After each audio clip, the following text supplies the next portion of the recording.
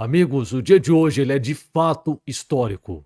Faziam mais de 3 anos que a Ucrânia e a Rússia não se conversavam diretamente.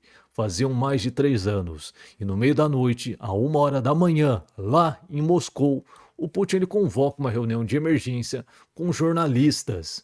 E ele fala a respeito disso, convocando uma reunião entre a Ucrânia e a Rússia diretamente, que vai acontecer aqui em Istambul, na Turquia. A gente vai falar a respeito disso e enquanto isso, a Alemanha fazia uma jogada bem interessante de mestre mesmo, que envolve os mísseis Taurus e a ponte da Crimeia. Perfeito?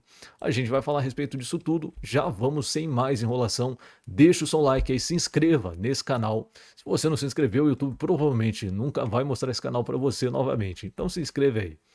Então o Putin ele fala 1 hora da manhã. Amanhã teremos uma conversa com Erdogan, da Turquia. Só estamos prontos para negociações mais sérias. Preste bastante atenção nisso aqui, negociações mais sérias. Então significa que tudo o que foi conversado anteriormente não foi tão sério assim. Agora o negócio vai ficar sério, perfeito? E é possível que novos cessar-fogos sejam acordados. Será mesmo? Será mesmo? Então o cessar-fogo do Putin, né, que ele disse 3 dias, acabou no dia de hoje. Ele já está lançando ataques em alvos civis, perfeito? Temos aí mais ou menos 50 ou 60 drones que já atingiram as localidades na Ucrânia. E o Putin ele rejeitou o pedido de cessar-fogo incondicional de 30 dias que o Zelensky propôs.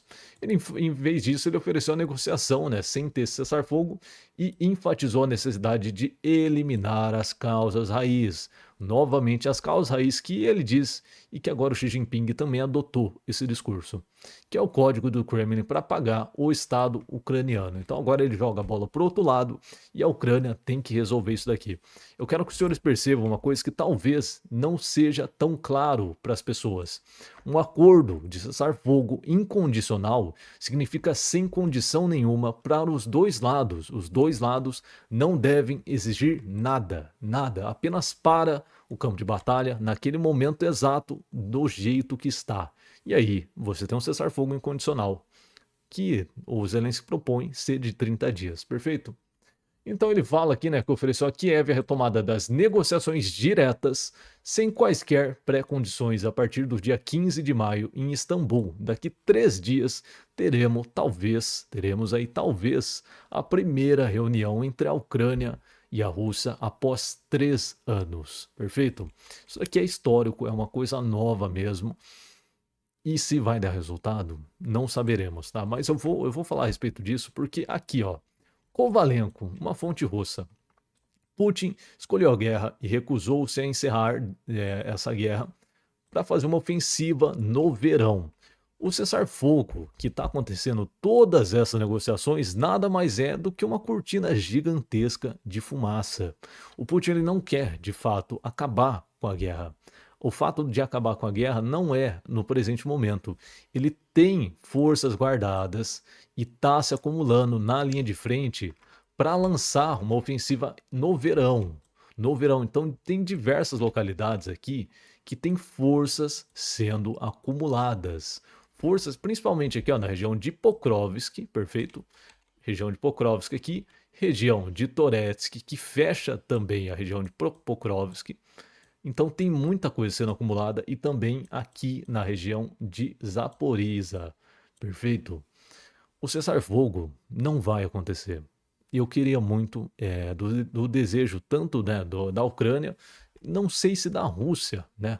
Mas é uma coisa que é desejada para quem busca a paz de fato, cessar-fogo. Só que não vai. O Putin está segurando isso tudo para fazer a ofensiva do verão. Quanto mais tempo ele ganhar, melhor para ele. Ele consegue atrasar todo mundo. E isso daqui não sou só eu percebendo isso. A Casa Branca vê Putin como obstáculo na paz da Ucrânia, dizem fontes aí do Bloomberg. A própria Casa Branca já percebeu isso. O fato do Putin querer adiar cada vez mais as conversas de cessar-fogo. O cessar-fogo é uma coisa assim que, se você quiser mesmo, é simples de se resolver. Basta você parar o campo de batalha. Não tem nenhuma causa muito maior do que fazer isso. Perfeito? Então a Casa Branca já está percebendo isso. O Putin vai lá, né, só para confirmar que ele rejeitou, né, o acordo de 30 dias. Ele quer novamente aquelas causas raiz que a gente já sabe, que é os termos de rendição da Ucrânia. Ele quer que a Ucrânia se renda e ele tome todo o território sem nenhum esforço mais, sem nenhuma vida acontecendo. E eu tenho algumas opiniões a respeito do cessar-fogo. E eu queria saber de você, se você concorda com essa opinião que eu te falo. Você entende que todo mundo que está ali perdeu, talvez um filho, perdeu um irmão, perdeu algum parente próximo por conta de uma guerra que está acontecendo. E não vai ser fácil convencer essas pessoas simplesmente a baixar as armas, tanto do lado ucraniano quanto do lado russo. Perfeito? E aqui os Estados Unidos aprovaram a transferência de 125 mísseis de curto alcance, como o Mars 2 e o M142 HIMARS e 100 mísseis Patriot também para a Ucrânia via Alemanha. Perceba isso aqui, Alemanha. É o que a gente vai falar a respeito, por isso que eles fizeram uma jogada bem interessante aqui. Então o próprio Estados Unidos está dando aí, né, armas e munições para a Alemanha. E sabe o que a Alemanha fez? Olha isso daqui. O que a Alemanha fez? O governo alemão vai classificar novamente o fornecimento de armas para a Ucrânia. Berlim decidiu novamente esconder as informações sobre o fornecimento a fim de citar a ambiguidade estratégica, a fim de esconder as suas ações do inimigo. E de maneira bem simples, você sabe o que isso significa? A Alemanha ela vai deixar de explanar, de mostrar o que eles estão entregando para a Ucrânia. Então, tanto esses mísseis aqui que chegaram dos Estados Unidos, se os Estados Unidos não comunicar, a Alemanha não vai comunicar. E além de tudo, a Alemanha tem aquele famoso míssil que eu já falei para vocês, o míssil Taurus. O míssil Taurus, ele é importantíssimo para a região da Crimeia. Ele consegue chegar muito, muito perto aqui se for feita uma estratégia correta, ele consegue chegar muito perto da região de Kerch, essa ponte aqui da Crimeia. E o míssil Tauro ele é bem melhor aí, né, do que o Storm Shadow em questão de fazer justamente esse ataque. E o pessoal da Ucrânia já percebeu isso. O chanceler, né, novo da Alemanha, ele já dá acenos diversos para mandar esse míssil. E ele esconde, né, totalmente qualquer tipo de envio para a Ucrânia. Então nem eu e nem você e nem a Rússia, né, vai saber a respeito da chegada desses mísseis se chegarem para a Ucrânia. Então a coisa fica mais difícil tanto para o exército russo reconhecer para ver mesmo se a ponte da Crimeia está em perigo ou se não está. E também fica mais difícil para a gente trazer informação, não é mesmo? Mas isso é interessantíssimo mesmo, é bem importante que a Alemanha fizesse isso. Aqui vai causar, né, um transtorno internamente na Rússia para saber o que a Alemanha está entregando. E novamente, mais uma linha vermelha que vai ser ultrapassada. E hoje, né, a Dinamarca atribuiu 830 milhões para a Ucrânia, para a compra de armas do complexo militar industrial ucraniano. O Ministério da Defesa dinamarquês confirmou isso daqui. E a Ucrânia deixou justamente de ser apenas um país e agora se transforma numa fábrica de armas, fábrica de drones. Isso é um centro aqui de inteligência também a respeito de uma guerra. Se qualquer outro tipo de guerra acontecer em qualquer outro local do mundo, vai ter os mesmos princípios da guerra da Ucrânia. Vai ser mais ou menos as mesmas táticas, com aprimoramentos com o terreno também, que vai ter que ser entendido. Então a Ucrânia, além de ser um país que está em guerra, que necessita de ajuda, ela também é um país que carrega com si muita informação, muita fábrica, muito desenvolvimento de tecnologias militares. Então, a partir, né, mais ou menos em 2024, a Ucrânia muda a postura dela e se transforma definitivamente em uma indústria militar. Eles conseguem fazer essa reviravolta. E agora os outros países, óbvio, não podem abandonar a Ucrânia, porque senão eles estariam entregando isso daqui tudo para esse carinha que está aqui. E para vocês verem o que, né, muitas pessoas diziam lá, né, em 2024 sobre as tropas norte-coreanas, que era uma mentira, que era apenas uma invenção, né? As tropas norte-coreanas operam de forma muito profissional na região de Kursk e demonstraram disciplina e treinamento, diz o Putin. A região de Kursk ela já acontece desde agosto do ano passado e desde agosto do ano passado as pessoas já perceberam a entrada de tropas norte-coreanas nessa região. Só que naquela época ninguém acreditava, não é mesmo? Muitas pessoas faziam abafamento desse caso porque eles, né, acreditem no grande Putin, tem que acreditar no que ele fala. Então não existia, né, tropas norte-coreanas. Agora ele confirma que as tropas norte-coreanas que não existiam trabalharam muito bem na região de Kursk. Aqui eu gostaria de mostrar para vocês um soldado ucraniano. Ele toma um drone aqui na cabeça. Isso daqui, cara, é, é alguma coisa especial, alguma coisa divina que tava com esse cara naquele dia. Porque o que aconteceu ali foi um milagre. Esse cara teve uma segunda chance de vida. Ele é um soldado que estava ali, né, provavelmente em retirada do campo de batalha. O drone vem, bate na cabeça dele, não causa nenhum tipo de ferimento, não causa nenhum tipo de ferimento, tá, YouTube? Para vocês entenderem, porque talvez o YouTube bloqueie por mostrar um campo de batalha aqui, mas eu gostaria de trazer isso aqui, cara. É muito maior, né? Essa guerra é muito maior do que a gente imagina. E aqui a respeito do campo de batalha, né? A defesa russa agora tá empregando, né? Tinha empregado aí as defesas antiaéreas mais para frente do campo de batalha, só que por conta do desfile da vitória que aconteceu, tá acontecendo aí, acabou agora, né, nesse fim de semana.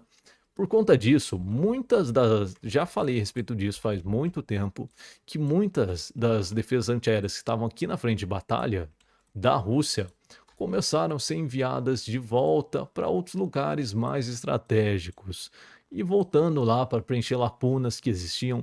Então, diversas coisas saíram dos locais aqui do campo de batalha e foi voltando. Nisso, a Ucrânia aproveita para fazer aqueles ataques massivos que aconteceu aqui na região da Crimeia, que os senhores lembram mais ou menos uma semana atrás, ou menos que isso até. E a Ucrânia aproveita muito bem e agora tem uma outra janela. Novamente, essas defesas aqui, ó, vou mostrar de novo para os senhores. Todos esses pontinhos amarelos aqui são defesas antiaéreas confirmadas, perfeito? Com link e tudo mais. Tudo isso aqui vai ser movimentado novamente. Tudo isso aqui vai ter que voltar para as posições que anteriormente deveriam estar, não é mesmo? E agora é importante para a Ucrânia estar monitorando cada passo para entender aonde que eles vão enviar para todas essas defesas antiaéreas ou boa parte delas e localizar perfeitamente onde que está, certo? E aqui na região de Zaporizhzhia tivemos aí uma defesa antiaérea que foi destruída mais ou menos aqui na região de Tomak. Não é a primeira, já é a segunda que acontece. Eu acho que a outra foi mais ou menos aqui e abriu uma brecha gigantesca para o exército ucraniano fazer um ataque de drone utilizando a rota de Zaporizhzhia e chegando lá na região da Crimeia, perfeito? Então, novamente, a defesa antiaérea é uma das coisas mais importantes dessa guerra atualmente, além dos drones, não é mesmo? E aqui para você entender o outro paralelo que eu disse, né, a importância dos drones no campo de batalha. Então, com os drones de batalha, a Ucrânia destruiu em 2 semanas 53 tanques, 11 sistemas de defesa antiaérea. Isso daqui é importantíssimo, importantíssimo. Um pequeno drone aí de $1000, quem sabe, consegue destruir equipamentos de milhões. A gente está falando de equipamentos caros realmente. Então, 81 veículos de transporte, outras coisas aí, 700 veículos e tudo mais. Vocês, se vocês quiserem ler tudo isso aqui, é só pausar o vídeo e entender. Para não ficar decorrendo muito a respeito disso, a gente já sabe da importância que os drones têm no campo de batalha. E foi justamente nessa localidade que a Ucrânia efetuou um ataque nesse galpão. Olha o tamanho que ele tem. Aqui estava sendo utilizado pelo exército russo para armazenar equipamentos de infantaria. Então tínhamos tanques aí, tinha diversos tanques aqui dentro, mais ou menos, acho que a fonte confirma que foi 5 milhões de dólares de equipamentos destruídos só nesse galpão aqui, perfeito? E ele mostra uma imagem interna, o galpão já está todo perfurado, todo destruído. A Rússia, mesmo assim, utiliza isso daqui e não deu certo. Um drone vem, entra aqui nessa localidade, ele consegue percorrer todo esse espaço do galpão e atinge todos os equipamentos que estão aqui dentro. Perfeito? E aqui, né, também, né, um outro ataque que rolou em uma produção no território de Chergovsky. E eu vou te mostrar onde fica isso daqui. E, novamente, o foco da Ucrânia em destruir sistemas de defesa antiaéreos Pantsir e outros tipos de coisas. Então, o ataque aconteceu justamente aqui, nessa localidade. A fabriquinha que ficava nessa localidade foi destruída. E ela fabricava, né, sistemas de defesa antiaéreas e todas essas coisas envolvidas com sistemas de defesa antiaérea. Há um foco da Ucrânia há muito tempo, aí já umas 2 semanas, de destruir coisas que são relacionadas à defesa antiaéreas. E o resultado disso pode vir a acontecer, se perceba a distância, né, que tem de Moscou. O resultado desses ataques vai acontecer em algum momento, pode ter certeza disso. Uma hora a coisa ela vai começar a implodir e começar a dar resultados de fato. E enquanto isso, vamos aguardar. Enquanto isso, a Ucrânia continua os ataques contra sistemas e coisas relacionadas a sistemas de defesa antiaéreas. Perfeito? E foi destruído aqui novamente aquele foco da Ucrânia. Aqui eu gostaria de mostrar um vídeo para vocês ainda a respeito da parada de ontem. Aqui é o lado ruim da guerra. Muitas famílias aqui que perderam, né? São soldados russos aqui, mas ainda tem famílias e tudo mais. E eles fazem aqui um desfile do pessoal que teve alguma sequela, alguma baixa da guerra. E isso acontece bastante. Não é só do lado russo, quanto do lado ucraniano também. Os ucranianos também têm baixas, não são invencíveis, não é mesmo?